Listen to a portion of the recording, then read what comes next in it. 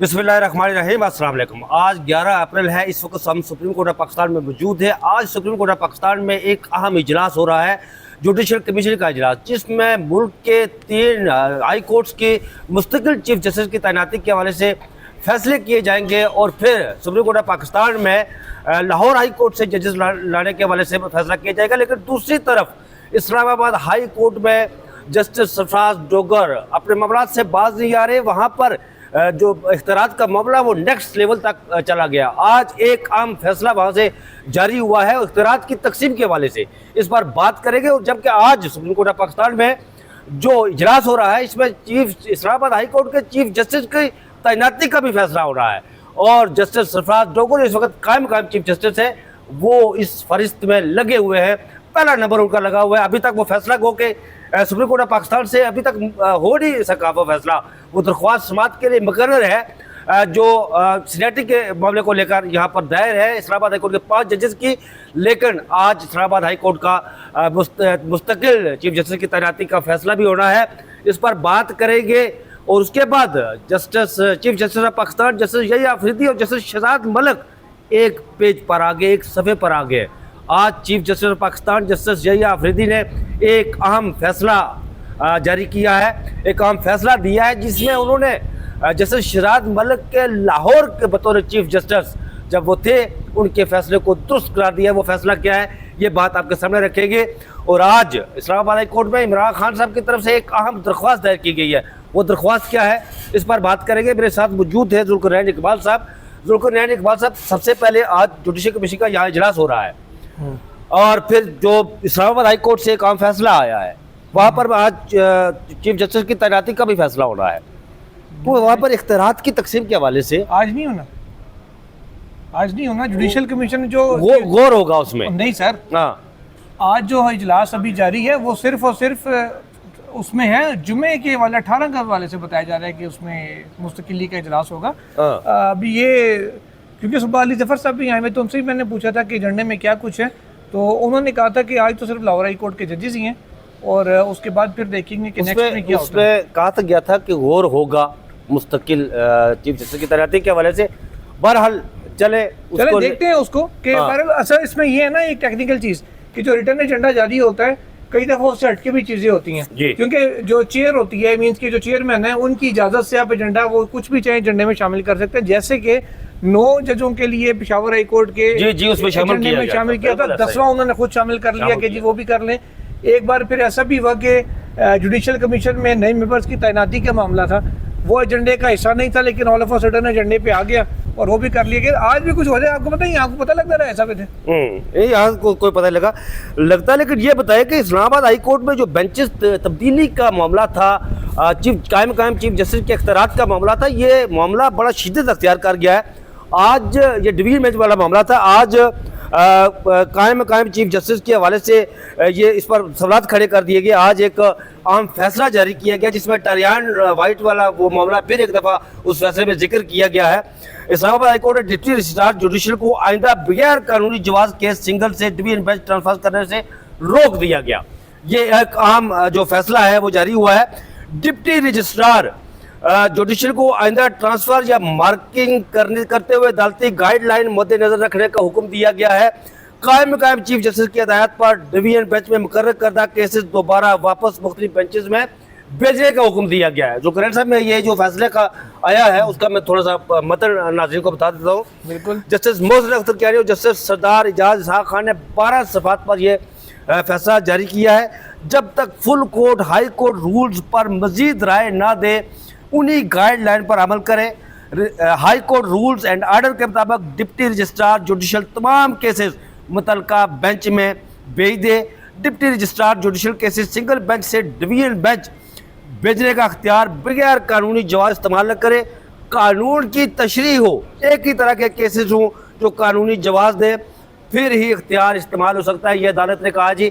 Islamabad high court ने justice Mohsin Akhtar Kiani की अदालत ने जो आज डिवीजन बेंच ने फैसला जारी किया है, पर अहम फैसला जो जस्टिस सरफराज डोगर ने इस वक्त पिछले कुछ दिनों से, जब से वो इस्लामाबाद हाई कोर्ट में आए हैं, उनकी ट्रांसफ़र लाहौर हाई कोर्ट से यहाँ आई है। और जस्टिस अमर फारूक जो chief justice Islamabad high court थे, जब से वो सुप्रीम कोर्ट ऑफ पाकिस्तान में आए हैं, उसके बाद से जस्टिस सरफराज डोगर कुछ ऐसे इकदाम कर रहे हैं जो बाकी जजेस हैं उनका कहना है कि ये गैर आईनी और गैर कानूनी इकदाम कर रहे हैं। न कि सिर्फ इस्लामाबाद हाई कोर्ट में उन जजेस का कहना है बल्कि आईनी और कानूनी माहिरीन का भी ये कहना है। ये भी लिखा गया है कि रूल्स वाज़िया है, केस मार्किंग और फिक्स करना डिप्टी रजिस्ट्रार जुडिशल का अख्तियार है। क्या कहेंगे यार, ये इतनी लड़ाई जो बढ़ गई है, बढ़ गई है, मुक्के शुक्के सारा कुछ चल रहा है यार। नहीं ऐसा हथी तो नहीं पे लेकिन फैसले पाएगा नहीं, हथी नहीं पे। ऐसा बात सिर्फ ये है कि आप सिर्फ ये देखें कि जो सारे ये फैसले वो दे रहे हैं जो इस्लामाबाद हाई कोर्ट के सीनियर और पुराने जजेस हैं। ये भी कहा गया ना, टरियान केस में लाजिज बेंच तय कर चुका है चीफ जस्टिस बेंच तश्कील दे सकता है लेकिन दोबारा तश्कील या तरमीम नहीं कर सकता। सिर्फ उसी सूरत में बेंच दोबारा तश्कील हो सकता है जब बेंच मदद करके या वजूहात के साथ दोबारा तश्कील का कहे। बिल्कुल ऐसे ही है। अब आप ये देखें कि ये सारा कुछ उनके साथ हो रहा है जो पुराने जजेस हैं इस्लामाबाद हाई कोर्ट के, जो नए आए हैं या नए अपॉइंट हुए हैं या ट्रांसफर होके आए हैं, उनसे ऐसा कोई मामला नहीं हो रहा उनके साथ, बल्कि इनके ट्रांसफर शुदा केसेस उनके पास जा रहे हैं। और ये भी देखें कि जो केसेस नए जितने भी आ रहे हैं, चाहे वो इमरान खान के हों या कोई हफ्से बजा की पटिशनें हों, साफी को उठाया जाए, कोई भी हो जी, आम केसेस जो है आम केसेस वो सारे के सारे नए जजों को जा रहे हैं, एडिशनल जज के पास जा रहे हैं जो मुस्तकिल भी नहीं है, मुस्तकिल भी नहीं है और होता ही आया है।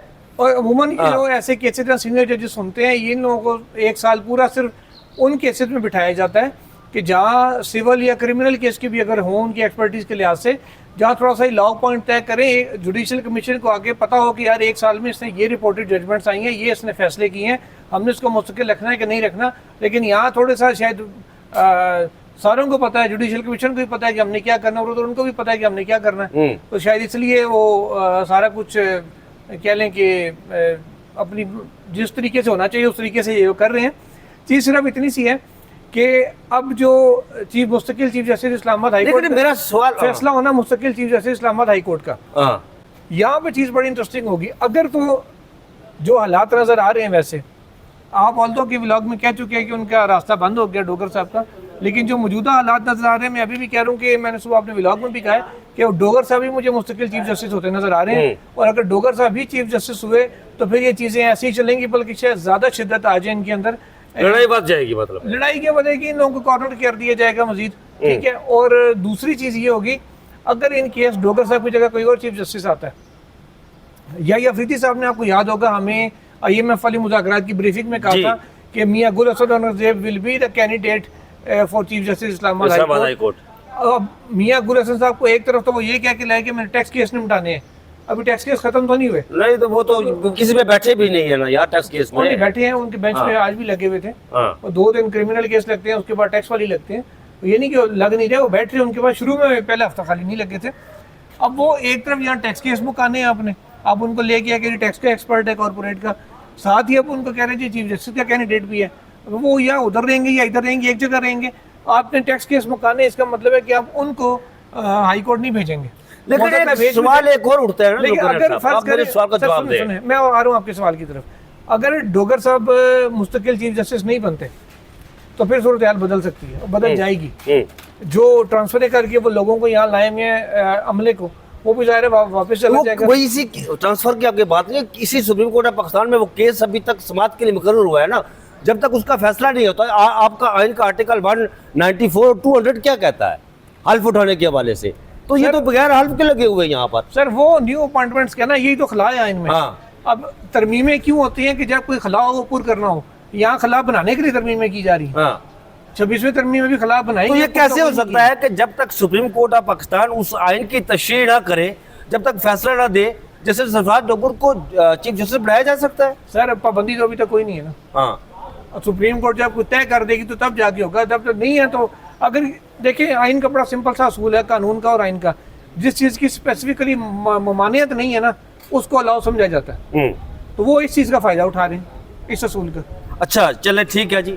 इन्होंने कहा कि आइन में जब आइन में तरमीम होती है, अमेंडमेंट होती है, जुल्करनैन इकबाल साहब का ये कहना है जी कि वो खला जब होता है उसको पूरा करना मकसूद होता है, लेकिन यहाँ पर जो अमेंडमेंट की जाती है पाकिस्तान के अंदर बदकिस्मती से यहाँ पर उसमें खला छोड़े जाते हैं, आइन में इबाम रखा जाता है और सुप्रीम कोर्ट ऑफ पाकिस्तान फिर उसकी तशरीह करती है। मैं एक मिसाल देता हूँ आपको। होता ये है कि अपॉइंटमेंट की बात करें अगर चीफ इलेक्शन कमिश्नर की, ठीक है, ये रफड़ भी पड़ा था इमरान खान साहब के दौर में। अब तरमीम करते उसको ठीक कर सकते थे। पार्लिमानी कमेटी में जाता है मामला, ठीक है, प्राइम मिनिस्टर और अपोजिशन लीडर आपस में करते हैं, ना हो पार्लिमानी कमेटी में आता है। अगर उधर भी तय ना हो तो उसके बाद क्या होगा, कायब जो निगरान वज़ीर आज़म या वज़ीर आला है वो तो फिर चीफ इलेक्शन कमिश्नर को चलाया जाता है, वो फैसला कर लेते हैं किसको लगाना है। जैसे मोहसिन नकवी साहब को बाकियों को उन्होंने लगाया था, आपस में फैसला नहीं हुआ था। यहाँ पे मसला ये है चीफ इलेक्शन कमिश्नर कौन होगा। कमेटी में अगर इतफाक नहीं होता किसी चीज़ पे, अक्सरियत नहीं है बनती, आइन खामोश है, क्या होगा। ये मामला सुप्रीम कोर्ट आया था, सुप्रीम कोर्ट ने कहा कि भैया आपस में बैठ के तय करें और पार्लियामान इस खला को दूर करे, इसको पुर करे। आज तक वो खला पुर नहीं हुआ। तरमीमें इन चीज़ों के लिए होती है कि ये भाम दूर किया जाए, रास्ता बनाया जाए कि आगे क्या करना है। लेकिन अनफॉर्चुनेटली ये हलफ वाले मामले पे या किसी और पे ये भाम रखा गया जिसका फायदा उठाया जा रहा है। अच्छा, आते हैं आप, और ये आगे भी रहेगा ताकि आगे चाहे पीटीआई की या किसी की भी गवर्नमेंट है वो भी इसी का फायदा उठाएगी। हम आते हैं अपनी अगली स्टोरी की तरफ। ज़ुल्करनैन साहब, स्टोरी वो जो 9 मई के जो केसेस मुंतकिली का मामला था, उसमें चीफ जस्टिस ऑफ पाकिस्तान ने आज जो फैसला लिखा है, रिटर्न फैसला लिखा है, उसमें उन्होंने तो जस्टिस सरफराज यार, जस्टिस शहजाद मलिक साहब जब लाहौर हाई कोर्ट के चीफ जस्टिस थे, उनके उस इक़दाम को दुरुस्त करार दिया है। आप कह सकते हैं वो एक पेज पर वो। अब मुझे ये बताएं कि उस वक्त बड़ा रोला, जहाँ से एक जज का ट्रांसफ़र भी कर दिया गया, जब एक जस्टिस शहजाद मलिक ने एक तकरीर की, स्पीच की रावलपिंडी में, तो वो बड़ा हू हा होगा, बड़ा हाहाकार मची। अब जो फैसला दिया गया है इस पर आप क्या कहेंगे यार? ये फैसला मतलब क्या इसको नज़ीर के तौर पर पेश किया जा सकता है? सर क्यों नहीं क्या कहा जा सकता है इस फैसले पर? क्यों नहीं किया जा सकता? देखें, बात सिर्फ इतनी सी है, यही अफरीदी साहब ने बड़ा वाजे कहा था समात के दौरान, और उन्होंने कहा जी देखें जी वो हमने रेफरेंस दायर किया तो उन्होंने आगे से ये कर दिया। तो याहिया साहब ने कहा था, चीफ जस्टिस ने, कि उस वक्त जो हाई कोर्ट के चीफ जस्टिस यानी मलिक शहजाद साहब, उनका मकसद एग्जेक्टिव को, हुकूमत को एक मैसेज कन्वे करना था कि मैं अपने जुडिशल ऑफिसर के साथ खड़ूं। तो नाज़रीन, ये 9 मई के मुकदमात के हवाले से आज सुप्रीम कोर्ट ऑफ पाकिस्तान ने बड़ा आम धांसू किस्म का फैसला जारी किया है, और justice Shahzad Malik Lahore high court में जब चीफ जस्टिस थे, उनके इक़दामात को दुरुस्त कर दिया है। जी, मैं वही कह रहा हूँ, उन्होंने याहिया साहब ने कहा था, उन्होंने एक मैसेज दिया था आपको, गवर्नमेंट को, जी, ठीक है, और वो चीफ जस्टिस ने सूबा चलाना होता है, उन्होंने पूरे जजेस को देखना होता है, उनकी वेलफेयर को भी, और साथ ही साथ उनकी अथॉरिटीज़ को भी, कि उनकी अथॉरिटी अंडरमाइन ना हो। तो उन्होंने अपने जुडिशल ऑफिसर का साथ दिया और आपको पैगाम दिया कि वो अपने जजेस के साथ खड़े हैं, तो मैं उसमें इंटरफेयर नहीं करूँगा, हम उनके उसको इंडोर्स करेंगे। वही उन्होंने उसको इंडोर्स भी किया, और जो 22 लाख रुपया जुर्माना 11 केसेस में हुआ था प्रोसिक्यूटर जनरल का, वो भी बरकरार रखा।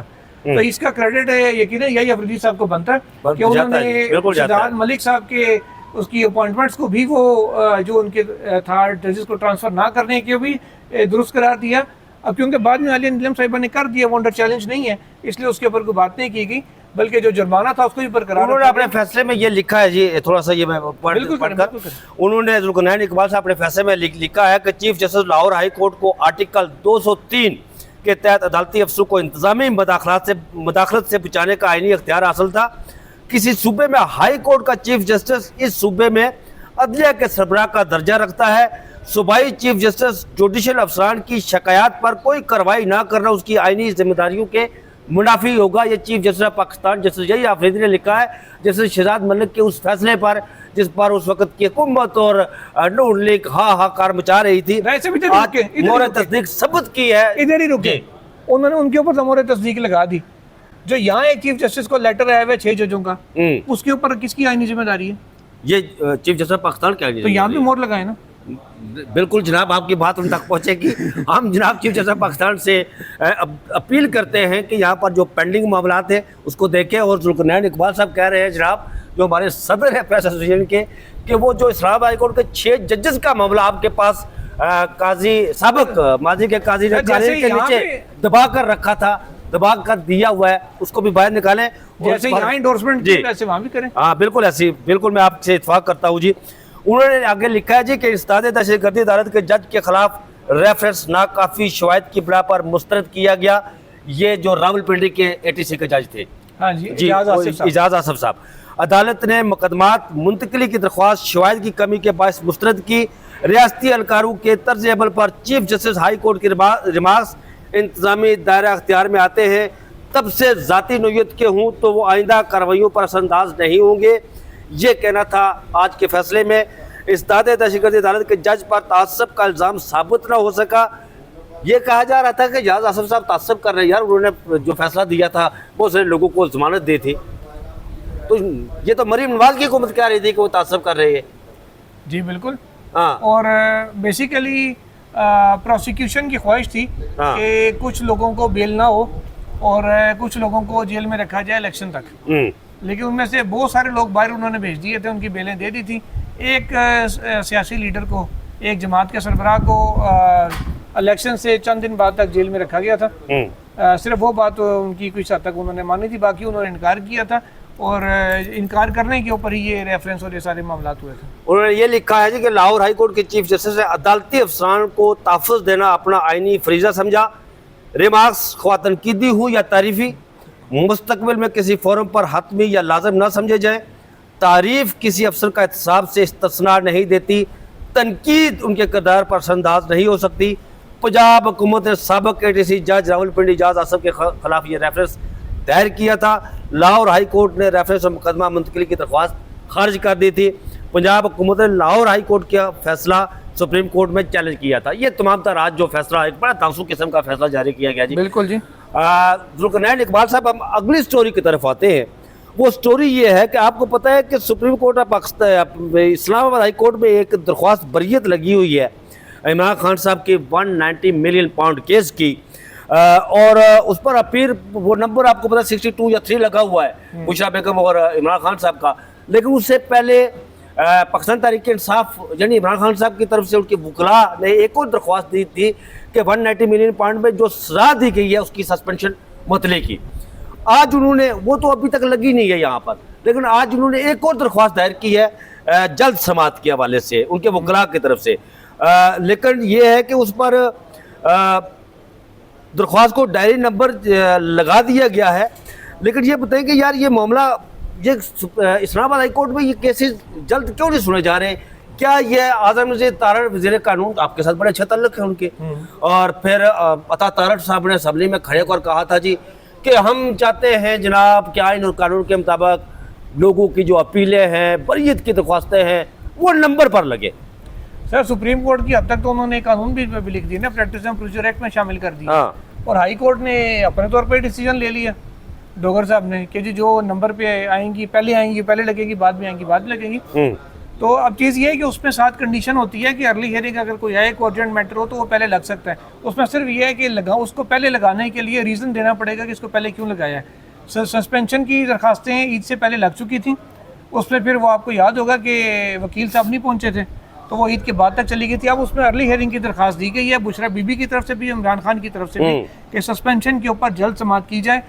देखते हैं वो अगले हफ्ते में लगती है या उससे अगले हफ्ते। जिस तरह बसर सलमान को राजा साहब ने कहा था कि ये नहीं लगाएंगे तो हम बार बार दरख्वास्त दायर करेंगे। बिल्कुल। कल के व्लॉग में मैंने आपको जाते जाते एक बात कही थी, CBMs वाली। जी, CBM वाली, बिल्कुल बिल्कुल। बस उस चीज़ों के ऊपर नजर रखें, अल्लाह खैर करेगा। लेकिन वो बात, वैसे मैं जब आपने ये बात की थी तो मैंने बाद में सोहेल रशीद साहब से कहा था कि यार शाम तक मैंने, जब आपने ये खबर दी तो मैंने अपने कुछ सोर्स लड़ाए, पता किया तो इस खबर की कंफर्मेशन मिली थी, तस्दीक हुई थी कि वाकया ये इस तरफ मामला जा रहे हैं। चले जाएं तो ठीक है, ना चले तो तब भी ठीक है। सानू की हम तो देखिए, हमारा काम खबरें देना, हम देते रहेंगे। लेकिन जानी कैफियत तो, अगर ये मामला हुआ तो जानी कैफियत तो खत्म हो जाएगी ना सर। वो हो जाए कैफियत खत्म, ही जानी चलती भी है तो। अच्छा, एक और जाते जाते एक और आज जस्टिस मंसूर शाह ने भी फैसला दिया, लिखा है यार। अब बेसिकली वो आर्टिफिशियल इंटेलिजेंस के ऊपर बात कर ले। तो उन्होंने कहा कि अच्छा ऑलरेडी नाज़रीन उस फैसले से इंकशाफ ये हुआ है कि जज GPT के नाम से एक ऐप है, ऑलरेडी जजेस इस्तेमाल करें लोअर जुडिशरी में, और वो ऐप उनको केस मैनेजमेंट में और कुछ जो लीगल रिसर्च है उसमें मदद दे रही है। और लेकिन उन्होंने, शाह साहब ने ये लिखा है फैसले में कि इसको अडॉप्ट करना चाहिए, लेकिन इसको जुडिशरी का नेमल बदल के तौर पे अडॉप्ट नहीं करना चाहिए, बल्कि इसके रूल्स बनाएं, तो एक गाइडलाइंस सारे जुडिशरी को जारी करें। 1500 के करीब जजेस जो जुडिशरी के हैं उनको ट्रेनिंग दी जा चुकी है। फेडरल जुडिशरी अकेडमी में 3 ऐप्स हैं, जिनमें से एक जज GPT है और 2 और हैं, उनके नाम मेरे जहन से निकल गए, जिनको इस्तेमाल उनको सिखाया गया है। और इसी पे उन्होंने कहा कि गाइडलाइन जारी करें कि इनका किस हद तक और किस तरीके से इस्तेमाल जुडिशरी में किया जा सकता है ताकि केस मैनेजमेंट को बेहतर किया जा सके। बहुत शुक्रिया जुल्करनैन इकबाल साहब। इंट्रो में मैंने बताया था कि वो लाहौर हाई कोर्ट की सीनियर जजेस की 24 जुलाई 2024 के कमीशन नमाज हज़फ करने के वाले से भी दरख्वास्त एजेंडे में शुजात शामिल अख्तर साहब की शामिल है ना ये? उसके अलावा सिंध, बलूचिस्तान, पेशावर, इस्लामाबाद हाई कोर्ट के मुस्तकिल चीफ जस्टिस की तैनाती भी एजेंडे में शामिल है। ये बात जिस तरह रुकन इकबाल साहब ने बताई कि हो सकती है बाद में, जिस तरह पेशावर हाई कोर्ट का मामला था तो वहाँ पर वहाँ बैठे बैठे ये चीज़ शामिल की गई थी कि हमें मज़ीद एक जज चाहिए। यहाँ पर वो चेयरमैन का स्वतंत्र इख्तियार होता है। बिल्कुल। और आज मुमकिन है कि जो चीफ जस्टिस की तैनाती का मामला है, इसमें ये हो सकता है कि गौर हो, लेकिन उसको आइंदा जब तक ये फैसला ना हो तो मेरा ख्याल कंक्लूड करें जी। मुझे और जुल्फ़िकार इकबाल साहब को दीजिए इजाज़त। अपना बहुत सा ख्याल रखिएगा। अल्लाह हाफिज़।